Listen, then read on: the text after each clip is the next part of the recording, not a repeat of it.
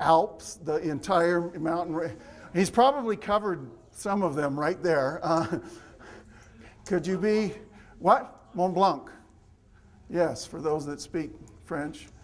Mont Blanc. I've got it as Mont Bianco. Okay. The one that has symbols that can't be printed, let alone pronounced. Mount Ararat, Mont Rosa, Dom Cervino. Why did I put this up here? Nobody knows. Why did I put it? You don't have to be the best to be world class. It's like he was reading my mind. Whoa, thank you. You don't. If I showed a picture of the Matterhorn up here, even if it was the one from Disneyland, you would all recognize it. You would know it. Okay? So you don't have to be the highest to be world class. Okay, is it possible to hold 100 tons of water without any visible means of support? Yeah. How? And I didn't even have it clicked, so yeah. Build a cloud. And can we do that? Can we make clouds? Can we seed clouds? Ski resorts do quite well with that, huh? Okay. Now we're going to talk about the levels of service, or what I refer to as the states of being. Level 1, that's where you're meeting acceptable minimum standards. You're just saying, okay, I'm meeting your needs. And what I'm going to compare this with is the automobile industry and how each of these do in that realm. So at level 1, well, in the auto industry, the first stage you could get any color as long as it was black, and it got you from A to B. That was pretty much it. And they were wildly successful until something happened. Until somebody came along at level 2. And that's when the driving force becomes answering the client's wants. And this is when they started to AM/FM radios, ashtrays, variety of colors from which to choose. Let me ask you, what happens to a level 1 company when a level 2 company comes along in the same industry? Yeah, they've got to become a level 2 as well, or they will go down. You can't stay a level 1 very long as there's competition. Now, no matter what level you want to be at, there's 10 rules of business success. Always wait a split second after a person finishes talking before you speak. Listen with your entire body. How many of you have been to Disneyland? Okay. My daughter, who attends UVU, she wanted to be Aurora. Anybody not know who Aurora is? Sleeping Beauty. There's one problem, though. She made it to the final 8. But there is one problem, and it's amazing she made it to the final 8, even though she had this problem. My daughter is 5'7".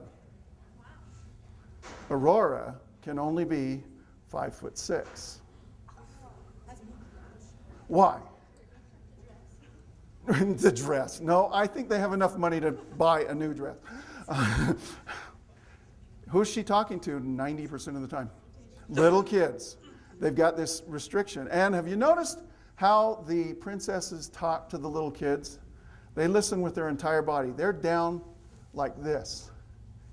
They're at the, parents, that's okay. They're paying the bill. They've already, bought but they're paying attention to the little children so that they can do that. They're listening with their entire body. Have you ever been in a conversation with somebody and they're looking all over the room?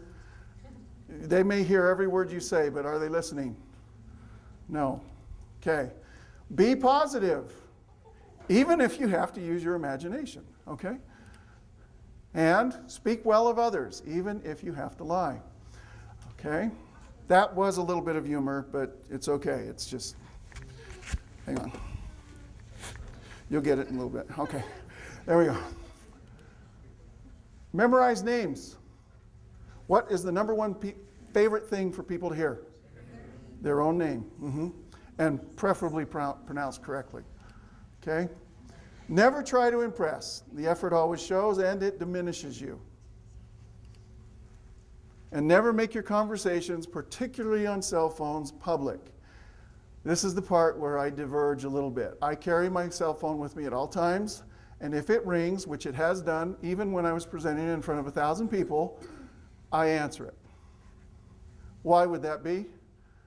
and I'll just try to be brief with this. I missed my dad's passing by 15 minutes. Okay? The phone call that tells you of that type of thing, or that your daughter or child has been seriously injured, let me tell you something. You won't recognize the number. It is that important, but they won't leave a message, and they won't call back. So I always answer my phone.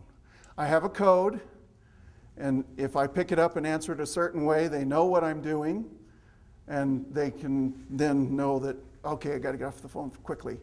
And that's the way we work it out. But the point I'm trying to make is, people are blown away. I don't have caller ID at home.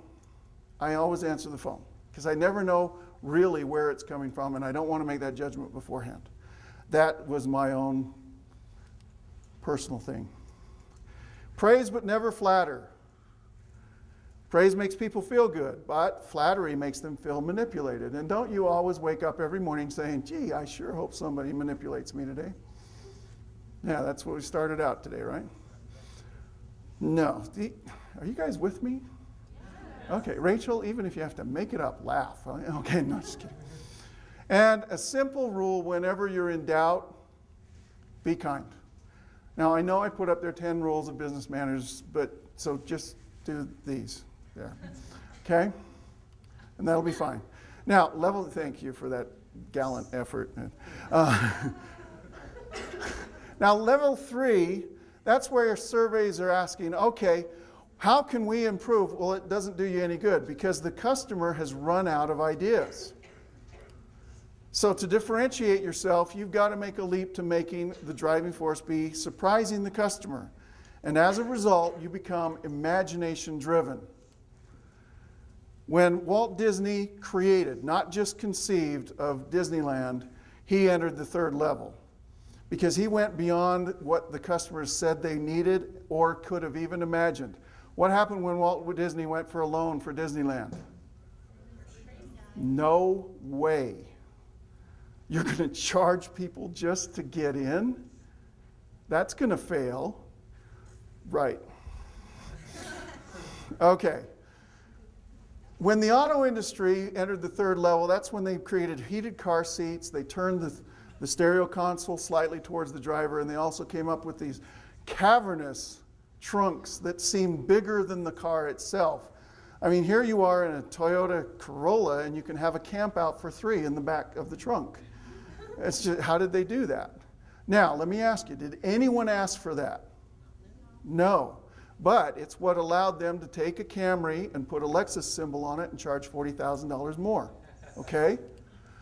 Because at level 3, you offer the possible, not what others need or want, but what they would love. And when they love it, they get it. They want it. They go after it. So the question of what has been successful, well, that just leads you to the old answers. And that just says, let's copy or refine, but we're not going to be innovating. So don't ask this question. What you've got to do, never mind what people say they want.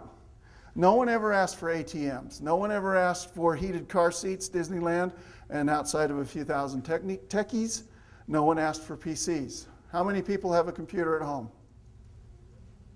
How many have more than one? You need help. No, I have 3. So anyway, but everyone's heard the story about the DEC person who said no one would ever want a personal computer. Yeah, that's why DEC is so famous right now. You've all heard of, yeah, she's like, who the heck is DEC? Digital equipment, I won't get into that. So you got to ask and keep asking yourself, what would the people love? Now, when you master this level 3, then you're ready for leadership nirvana, which is servant leadership. When I say airline industry, what do you think of? Thank you. I didn't even have to spell it. Bankruptcy. Now I'm going to add 9/11 to that equation. Better or worse? Okay. I'm going to tell you there's one airline out there that actually increased their sales and improved their productivity during 9/11 and is nowhere near bankruptcy? Who is it? JetBlue until they got rid of their leader. Southwest. Anybody know why? Well, do you know why? Go! Okay. They practice servantly. Thank you.